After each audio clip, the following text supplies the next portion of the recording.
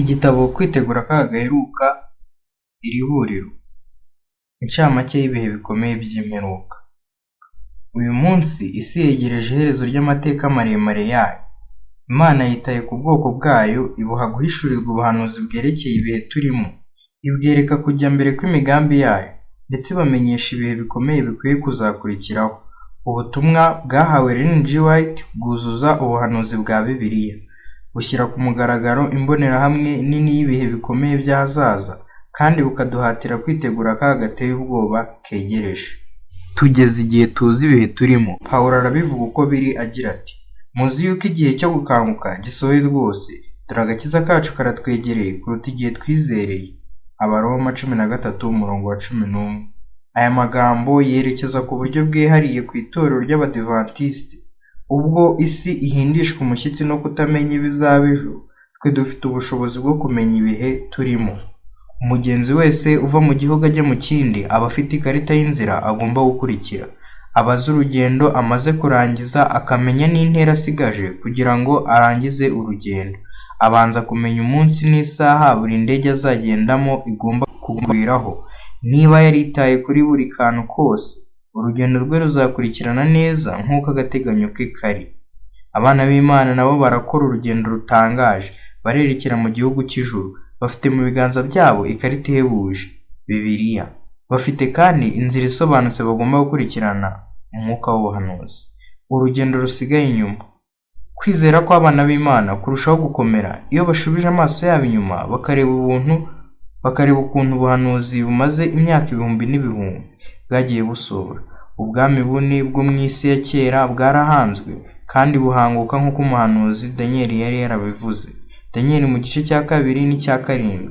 Nk'uko ishusho ngero y'ibumba n'icyuma by'igishushanyo Nebukadineza yarose yabyerekanye, ubwami bw'Abaroma bwigabanyijemo imigabane yaje kuvamo amahanga agize umugabane w'Uburaya bw'ubu. Bukomeje kwitandukanya no muri iki gihe, nubwo hatabura gukorwa ibishoboka byose kugira ngo bubumwe. Ya myaka 1260 yo kugara k'ubupapa ubu yamaze kwinjira mu mateka. Imyaka 1260 nayo igaragaza ubuhamya bukomeye bw'agaciro k'ubuhanuzi bwa Bibiliya. Uruguma rwica rw'inyamaswa ya mbere ruvugwa mu Byahishuwe 13 rwarakize. Ubu twitegereza gusohora k'umugabane uheruka w'ubu buhanuzi, kuko isi yose itangiye gutangarira iyo nyamaswa. Ibihe byavuzwe n'ubuhanuzi buteye ubwoba byo mu isezerano rya kera, ubw'ibyumweru 70 hamwe n'ubw'iminsi 2300 buri muri Danieli igice cya 8 n'icya 9, nabwo bwuzuye ku gihe kitabura kandi kitarenga nk'uko umubare w'imyaka ya buri cyiciro wari uteganyijwe. Nk'uko ijambo ry'Uwiteka ryari ryarabivuze, nibwo Abayuda bari mu Buperesi bagarutse mu Bupalestina. Kristo abatizwa akabambwa i Karuvari mu gihe cyategetswe. Hanyuma ku iherezo ry'icyo gihe kirekire habonetse kimwe mu bintu bitangaje by'amateka y'ubwoko bw'Imana.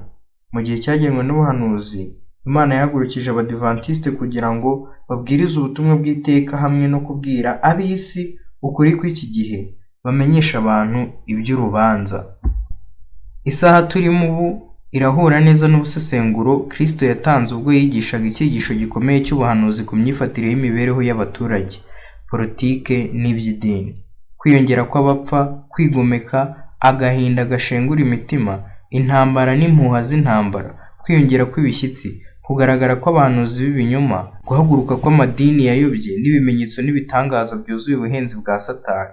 Ibyo byose biduhamiriza yuko turi mu isaha iheruka y'amateka, kandi ko tugiye kubona bidatinze ibihe birusha ibindi kuba bibi. Ubumenyi bwa siyansi buratera imbere vuba vuba, ku buryo ubuhanuzi n'ubuvumbuzi buteye ubwoba butakigira uwo butangaza. Ibitwara abagenzi bifite imivuduko igenda yiyongera no kuzenguruka ikirere cyo hejuru bikorwa n'umuntu w'iki gihe. Byose ni ibihamya byo gusohora k'ubuhanuzi butari bumwe bwa Danieli igice cya 12:4. Kandi mu by'ukuri turi mu mperuka y'ibihe. Ubu igikwiriye ni ugutegereza ibihe bikomeye by'imperuka bigomba kubanziriza kugaruka mu bwiza kwa Yesu ku bicu by'ijuru. Ariko mbere y'uko abacunguwe b'Uwiteka bagera ku iherezo ritegerejwe, umubare runaka w'ibiteye ubwoba ugomba gusuka ku itorero ku buryo buhererekanye. kandi bwihuta. Bizashyira itorero mu kaga gakomeye kagomba kwitegurwa n'umwizera wese. Ukutibeshya no kudahusha kwa buri jambo ryose ryavuzwe na Bibiliya kwabayeho, kutwemeza ko ubuhanuzi bwerekeye mu murage wa buri muntu mu rubanza ruheruka bugenda busohora mu kuri. Imana yayoboye kandi irinda ubwoko bwayo ku buryo butangaje mu myaka yashize, ku buryo dukwiriye kwiringira ko itorero rirwana uyu munsi rizahinduka bidatinze itorero rinesha. Ntacyo dukwiriye gutinya cy'ahazaza keretse twibagiwe uburyo Imana yadushoreye. Amagambo aboneka mu gatabo Life Sketch page 196. Imbonerahamwe y'ahazaza. Tutirengagije ibyiringiro dufite ku Mana, dusuzume turebe ibihe bigiye kuza vuba bituzigamiye, maze twerekeze amaso yacu ku kugaruka kwa Kristo. Mbere y'uko twibanda ku tuntu duto two mu bihe biheruka, tugerageze kureba incamake ya byose kugira ngo tubone uko tubikomatanya neza bimwe ku bindi. Mbere y'irangira ry'igihe cy'imbabazi, ubwo abantu bazaba bagifite ubushobozi bwo kwakira ubutumwa, ibikorwa bitari bimwe bigomba kubanza kubaho: gushyirwaho ikimenyetso, imvura y'itumba, ijwi rirenga, irangira ry'umurimo n'ishungura. Ntabwo twabyanditse dukurikije gahunda y'ukuntu bikurikirana mu bihe. Igihe kirenze ikinyejana kimaze gutambuka kuva aho itorero ryiboneye ubwabyo ibimenyetso bya mbere biteguza kugaruka kwa Kristo, kwijima kw'izuba n'ukwezi hamwe no kugwa kw'inyenyeri. Byinshi muri byo bizasa naho bizasohorera rimwe. Bizasohora mbere y'uko hasohoka itangazo ryo mu Byahishuwe igice cya 22 umurongo wa 11. Ubwo nibwo inzira y'igihe cy'akaga gashishana izaba imaze gutegurwa. Ivugururwa rikomeye mu itorero rigomba kubahiriza icyo gihe. Ikibwirizwa cy'ubutumwa bw'umugabo wo guhamya ukuri ku itorero ry'i Laodikiya, hamwe no kwemera udashidikanya gutsindishirizwa kubwo kwizera, bizaba itangiriro ry'iryo kangura mu by'umwuka. Iryo vugurura rizihutisha gusukwa kw'imvura y'itumba no kwamamaza ubutumwa bwagenewe gutegurira abantu kudatungurwa n'igihe cy'umubabaro ukomeye, hamwe no kugaruka k'umucunguzi mu cyubahiro cyinshi. Gushyirwaho ikimenyetso. Kugira ngo abana b'Imana bazabe biteguye mu gihe cy'umubabaro ukomeye, Imana igambirira kubashyiraho ikimenyetso cyo gukiranuka kwayo bwite. Uwo murimo wo gushyira ikimenyetso ku bantu ubu urimo urakorwa, kandi bidatinze uzaba urangiye. Mu by'ukuri uwo murimo utangiriye umuntu ahindukiye, urangira kandi ku iherezo ry'imbabazi rya buri mwizera, ni ukuvuga igihe apfuye cyangwa ku iherezo ry'urubanza ruheruka rwa buri muntu. Abazaba biteguye nibo bonyine bazashobora kwakira ikimenyetso cy'Imana. Abazaba kandi baramaze gushyirwaho ikimenyetso nibo bonyine bazashobora guhagarara badatsinzwe mu gihe cy'umubabaro ukomeye. Bakazaba kandi biteguye gusanganira umwami ubwo azaba agarutse. Uwo mwiteguro ushingiye ku kwitandukanya n'icyaha no kunesha kuri buri cyaha cyose. Imvura y'itumba. Ijwi rirenga n'irangira ry'umurimo. Kugira ngo irangira ry'umurimo w'ivugabutumwa ryihute, Imana yiteguye gusuka imvura y'itumba, aricyo kimenyetso cyo gusuka k'umwuka wera ku bwoko bwayo. Imvura y'umuhindo yatumye itorero ry'intumwa rigira amaronko mu iyamamaza ry'ubutumwa bwiza bw'agakiza mu migabane yose y'isi yari izwi muri icyo gihe. Nanone irekurwa ry'imbaraga y'ikirenga iva ku Mana rizabashisha kurangiza umurimo w'ivugabutumwa ku isi yose. Ntabwo isezerano ry'imvura y'itumba ari iry'igihe gitinze, ahubwo ni iry'igihe cyacu. Imana yiteguye kuyiduha ari uko umugabane munini w'abana bayo uzaba umaze kugira umutima wo kwiyanga, umaze kuzinuka icyaha cy'uburyo bwose no kwiha Imana bafite umwuka wo kwicisha bugufi. Ijwi rirenga rigomba kumvikana mu gihe gito. Imana izagaragaza ububasha bwayo, isi nayo izamurikirwa n'ubwiza bwayo. Umurimo wayo uzarangira nk'uko isezerano riri. Itorero ryose muri rusange rikeneye kuvugururwa no kwezwa. Uko bitabaye ibyo ntiryashobora gukora ibyo Imana ishaka, ntiryarangiza umurimo waryo ku isi. Ishungura. Iri jambo rirerekeza ku buhakanyi buriho ku buryo bugaragara. Umubare munini w'Abadivantisiti uzasohoka mu itorero. Bizaterwa n'iki? Ntabwo bahindutse by'ukuri, kandi ntibitaye ku butumwa bwa Kristo abwira itorero ry'i Laodikiya. Ubutumwa bwo kwihana no kwivugurura mu by'umwuka. Bashimishijwe no gukora ibigaragarira amaso. Gusenga kwabo kwari ukurangiza umuhango. Ubwo isaha yo kugeragezwa kw'itorero izaba ivuze, bityo itegeko ry'icyumweru rigakururira itorero akarengane, abantu benshi bazava muri twe bamwe bazahinduka abanzi bacu bakomeye. Kwirundurira mu Mana hamwe no gukurira muri myanya mu buntu bwa Kristo nibyo byonyine byaturinda ku kaga gakomeye, bikaduhuza n'imbaga y'abagabo n'abagore bazanesha bitanze mu cyubahiro ubwo Yesu azatunguka ku bicu. Igihe cy'umubabaro. Iminsi iheruka y'igihe cy'imbabazi iruhije byihariye ku b'isi no ku itorero. Nubwo abamarayika bagifashe imiyaga, intambara, urujijo, ibibazo bya politiki n'ubukungu, imyigaragambyo, kutavuga rumwe kw'imiryango, umubabaro ntibibura kwiyongera. Ntabwo ubutegetsi bw'igihugu buzashobora guhangana n'ibyo bintu biruhije byose, bona nubwo abayobozi bakoresha imbaraga zabo zose. Igihe cya mbere cy'umubabaro uvugwa muri Luka igice cya 21:25 kizabanziriza igihe cy'akaga gakomeye kazakurikiraho uhereye ku iherezo ry'igihe cy'imbabazi. Ku bwoko bw'Imana, igihe cy'umubabaro kizongererwa umurego n'akarengane buzacamo gakomotse ku bubasha bukomeye bwayobye. Ariko Imana izaba iri kumwe nabo kugira ngo ibongerere imbaraga, ibafashe kwemerana umunezero, kubabazwa kandi bahe kunesha. Kuko witondeye ijambo ryo kwihangana kwanjye, nanjye nzakurinda igihe cyo kugerageza kigiye kuza mu bihugu byose. Kugerageza abari mu isi, ndaza vuba. Komeza icyo ufite kugira ngo hatagira ugutwara ikamba ryawe. Ibyahishuwe igice cya 13 umurongo wa 10 na wa 11. Akarengane. Igitabo cy'ibyahishuwe cyavuze iby'ako karengane. Igice cya 13 umurongo wa 17. Ariko umwuka w'umuhanuzi yabisesenguye ku buryo burambuye. Abana b'Imana bazababazwa uhereye imbere y'irangira ry'igihe cy'imbabazi. Uko ibihe bizahita niko kubabazwa biziyongera, cyane cyane mu gihe cy'umubabaro wa Yakobo. Hanyuma isaha yo gutabarwa izagera. Inyamaswa ya kabiri yo mu byahishuwe 13 iyari ifite amahembe abiri asa n'ay'umwana w'intama, igereranya Leta Zunze Ubumwe za Amerika, ishyanga rivumbuwe vuba ryirunduriye mu kwishyira ukizana, aho itegeko nshinga rishya rigomba kurengera ku buryo butangaje uburenganzira bw'ikiremwamuntu, cyane cyane ukwishyira ukizana mu kwihitiramo. Iki gihugu gifite uruhare rukomeye mu mateka, nicyo cyashyizeho mu rwego ruhanitse ukwishyira kwizana mu by'idini, gikoresheje ingingo ya mbere y'itegeko nshinga kigenderaho, gukuraho inama nshingaamategeko ku bibazo by'amadini. Icyo gihugu cyatandukanije burundu itorero na leta, gihagurukira kuzamura ukwishyira ukizana mu bitekerezo. Ku bw'ubushingane bwari butazwi n'iyo miterere itangaje ya politiki, abagabo n'abagore barenganywa bavuye hirya no hino mu migabane y'isi bashaka ubuhungiro muri icyo gihugu cyishimiye kubakira. Mu bwenge buhanitse bwayo, Imana yahisemo Leta Zunze Ubumwe za Amerika ngo haba icyicaro gikomeye cy'itorero ry'Abadivantisite b'umunsi wa karindwi ku isi. Bityo icyo gihugu gikungahaye cy'amajyambere kirunduriye mu kwishyira ukizana, intumwa zavuyeyo zoherezwa mu isi yose kuhageza ubutumwa bw'uburyo butatu. Nyamara kandi ubuhanuzi bwemeza ko iryo shyanga rigereranywa n'inyamaswa isa n'umwana w'intama rizahinduka bikomeye, dore uko rizaba riteye. Cya mbere, rizavuga nk'ikiyoka. Ibyahishuwe 13 umurongo wa 11. Twibuke ko ikiyoka cyo mu byahishuwe 12 ari ububasha bushinzwe kurenganya. Kabiri, rizahatira abaturage b'isi yose kuramya ya nyamaswa ya mbere. Ibyahishuwe 13 umurongo wa 12. Kandi rizabahuriza mu kwemera kuyoborwa n'ububasha bukomatanyirije hamwe ibya politike n'iby'idini nibwo bw'Ivatikani. Bityo ukwishyira ukizana kw'iby'idini kuzavaho, kizaba ari igihe cyo kurwanya no kurenganya.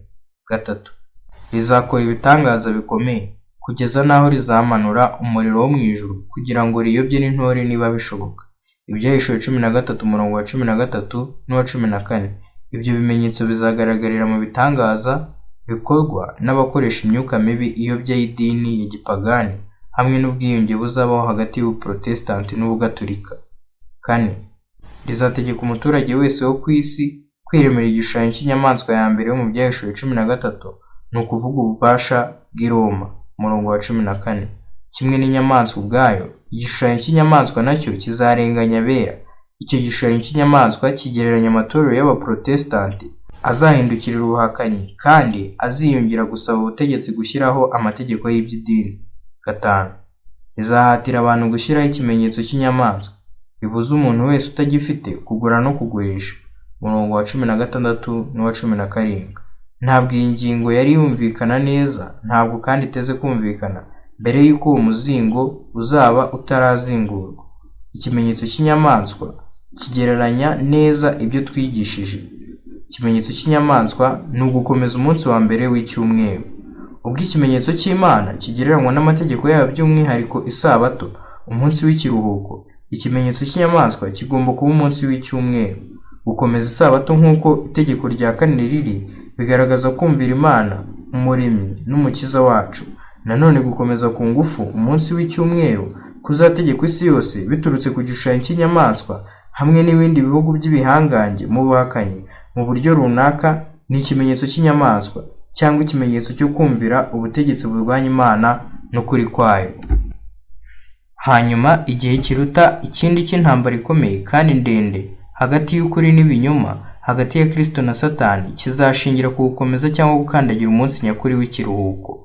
Uwanga gukomeza dimanche wese cyangwa akanga gukora ibikorwa byo kuramya bigamije kwica isabato, bityo akanga kwakira ikimenyetso cy'inyamaswa, azarenganywa. Leta izanga kubarindira umutekano.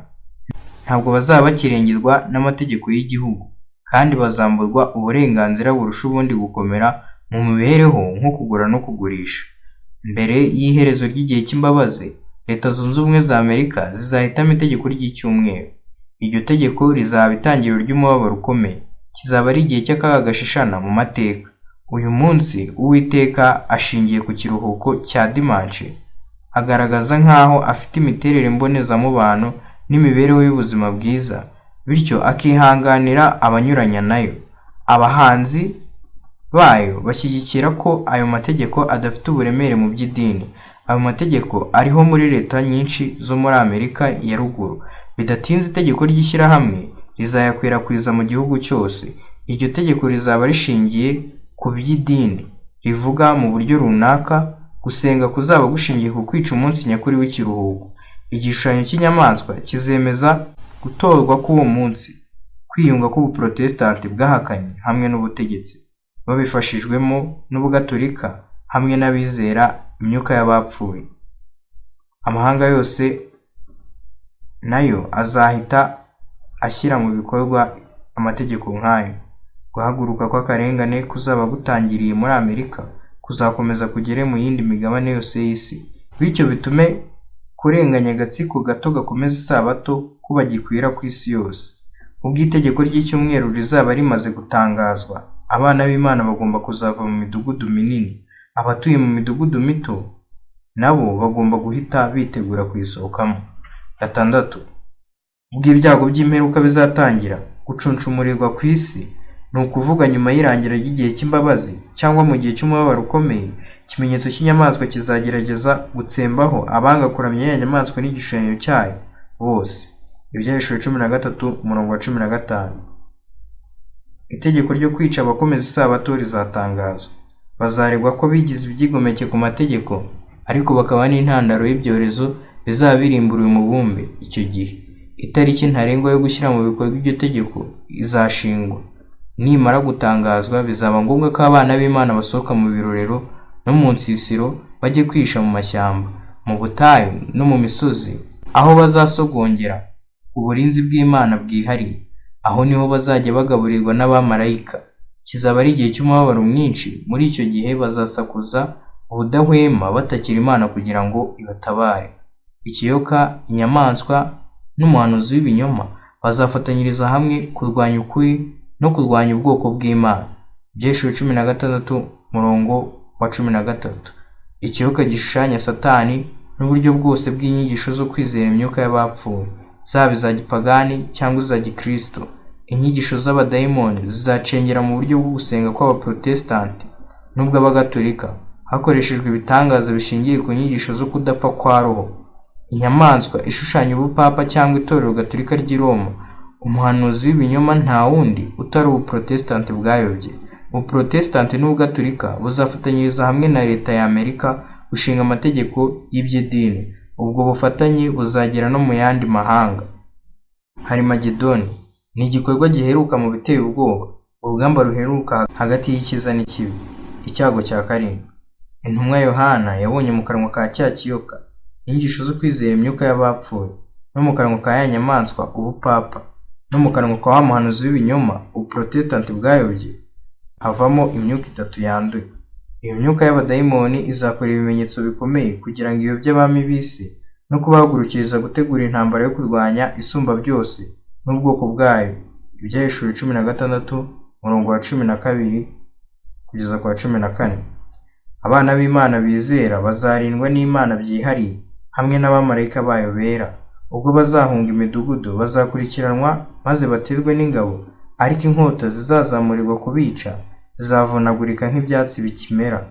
Abamarayika bambaye nk'ingabo zikomeye bazarwanira ku gatsiko k'impunzi mu buryo butangaje. Bazabonera umutsima n'amazi ahantu ho mu butayu. Imana izatabara abana bayo umunsi itegeko ryo kwica ryari kuzashyirwa mu bikorwa. Imana izakoma mu nkokora ibikorwa by'abanzi ikoresheje kubirindura isi n'ijuru no kurekurwa kw'imbaraga zidasanzwe z'ibyaremwe. Hagati yo kubura icyo bakora n'icyo bareka kubw'uburakari bwabo, ababi bazicana. Ubwo nibwo ishobora byose izumvikanisha ijwi ryayo, umuzuko ukomeye ubeho, maze tubone umwana w'Imana atungutse mu ijuru. Igihe cy'umubabaro. Maze icyo gihe marayika wa mutware ukomeye ujya urengera abantu bawe azahaguruka, kandi hazaba ari igihe cy'umubabaro utigeze kubaho uhereye igihe amahanga yabereyeho kugeza icyo gihe. Danieli 12 umurongo wa 1. Icyo gihe cy'umubabaro kiri hanyuma y'igihe cy'imbabazi. Ishungura rizaba ryarangiye, imvura y'itumba yasubije imbaraga mu bwoko bw'Imana nk'uko isezerano riri.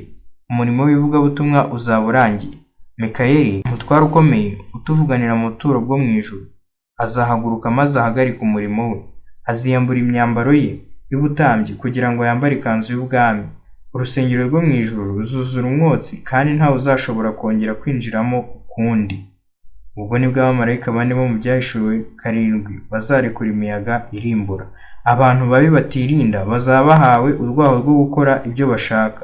Ibyago 7 biheruka bizasukwa ku baciriweho iteka ryo gupfa. Kizaba ari igihe cy'umubabaro ukomeye ku isi hose. Iyaba ibyorezo byari kuzagera ku isi hose, abantu bahita bashira ku isi burundu. Nubwo bazarindwa ibyo byago, abana b'Imana nabo bazanyura mu bihe bikomeye ku buryo bwihariye, haba mu rwego rw'ibikoresho n'urw'imibanire n'abandi. Akarengane katagabanije kazaba karatumye mu rwego rw'ibikoresho ibihe birushaho kuba bibi. Bamwe bazaba barafashwe baranafunzwe, abandi bazaba barahungiye ahantu hakure. Ariko nubwo bazaba barinzwe n'abamarayika, bazatuma mu nzu z'imbohe hatamurirwa umucyo, bazahura n'ibirushya by'umubiri. Ibindi biteye ubwoba bikomeye bizabageraho, kuko muri icyo gihe cy'umubabaro bazaba badafite umurengezi. Iyaba ibyaha byabo byose byari biticujijwe ngo bibabarirwe, bari kuzabura kwihangana. Bazagera mu gihe cyo gushidikanya no kwiheba. Rimwe bazashidikanya ko ibyaha byabo byose byahanaguwe. Nk'uko Yakobo yari ari mu ijoro ry'umubabaro iruhande rw'akagezi ka Jaboki, imitima yabo izacishirizwa bugufi imbere y'Imana. Nubwo kwizera kwabo kuzaba kwageragejwe, bazasohokamo bakomejwe n'ubwo bunararibonye budasanzwe. Amaherezo amasengesho yabo azumvirwa. Bazahabwa amahoro yo mu mitima. Nta cyaha na kimwe kiticujijwe kizabagaruka mu bitekerezo, kuko bazaba baranesheje ku cyaha cyose mbere y'irangira ry'igihe cy'imbabazi. Bityo bazaba barashyizweho ikimenyetso, agakiza kabo ntigashidikanywaho kuva igihe cyo gutabarwa kugeza Yesu agarutse. Ubwo Imana izagoboka ije gukoma mu nkokora umugambi mubisha w'ubwicanyi ku bana bayo, umucyo w'izuba uzamurika mu gicuku, maze ibintu bidasanzwe bizatera abatuye isi ubwoba kubwo guhinduka kwabo. Inyanja zizibirindura kandi zizuzura. Inyubako nini cyane zizareduka kubera ibishyitsi bitigisa isi. Ubwo nibwo hazabaho umuzuko kuri bamwe. Ibituro bizakingurwa maze intore nyinshi zisohoke kugira ngo babe abahamya bo kugaruka kwa Kristo. Muri bo hazaba harimo abazaba barapfuye bizeye ubutumwa bwa marayika wa gatatu. Danieli 12 umurongo wa 2. Abishe Yesu nabo bazasohoka mu bituro byabo hamwe n'abanzi bakomeye b'Imana. Ibyahishuriwe igice cya 1 umurongo wa 7. Ubwo ababi bazaba bahindisha umushyitsi n'ubwoba, abera bo bazaba bari mu byishimo batera amajwi hejuru bavuga bati, iyi niyo Mana yacu twategerezaga kandi nidukijije. Uyu ni Uwiteka twiringiraga, tunezerwe kandi twiringire agakiza ke. Yesaya 25:9. Ababi nibamara kubona ko babishywe, bazatangira kuregana umwe ku wundi. Bazagereka ku mitwe y'abayobozi b'ibinyoma kurimbuka kwabo. Bazicana bakoresheje intwaro zizaba zarateguriwe kwica abana b'Imana. Icyo gitero ntikizatinda kurwanya Babuloni, itorero ry'imbaga nyamwinshi. Ibyahishuwe igice cya 17:16. Bazarisenya. Ako kanya ijwi ry'Imana rizavuga umunsi n'isaha byo kugaruka kwa Kristo. Gutunguka ku bicu k'Umwana w'Imana. Amaherezo isaha iheruka, ari cyo gihe cyavuzwe n'abahanuzi kuva kera kose, iragera. Agacu gato kirabura gatunguka ku bicu. Uko kegera hino buhoro buhoro, niko kagenda kongera umucyo. Bidatinze hagaragara inteko nini itabarika y'abamarayika bera bashagaye Umwami w'abami n'Umutware w'abatware, Kristo, amanuka ku isi azengurutswe n'ibirimi by'umuriro. Ijuru rizingwa nk'urupapuro, isi iratigita, imisozi irariduka. Mu gihe umukimbagiro uhebuje uherekejwe n'indirimbo no gushima uzaba wegera hino, igisisi gikomeye kizahungabanya isi. Ijwi rya Kristo rizure abera kugira ngo bahabwe ubugingo bw'iteka. Abakiranutsi bakiri bazima bahindurwe, ababi bakiri bazima barimburwe n'umucyo w'ubwiza bw'Imana. Gutegereza kumaze igihe kirekire kuzaba kurangiye. Ijoro ry'umubabaro ryasimbuwe n'umunsi w'ikuzo. Umuryango w'Imana ku isi uzaba noneho uteraniye hamwe, wacunguwe n'amaraso y'igiciro cyinshi y'Umwana w'Intama, uteraniye ku mukuru, umukunzi wawo, no kuri Se wo mu ijuru. Imyaka ibihumbi byinshi y'ibyiringiro izaba igize iherezo muri icyo gitondo cyo kunesha. Ni ngombwa ko tuba duhari kugira ngo tubirebe. Uyu munsi ni umunsi wo kwiyeza. Ejo uzaba umunsi w'ikuzo ryacu.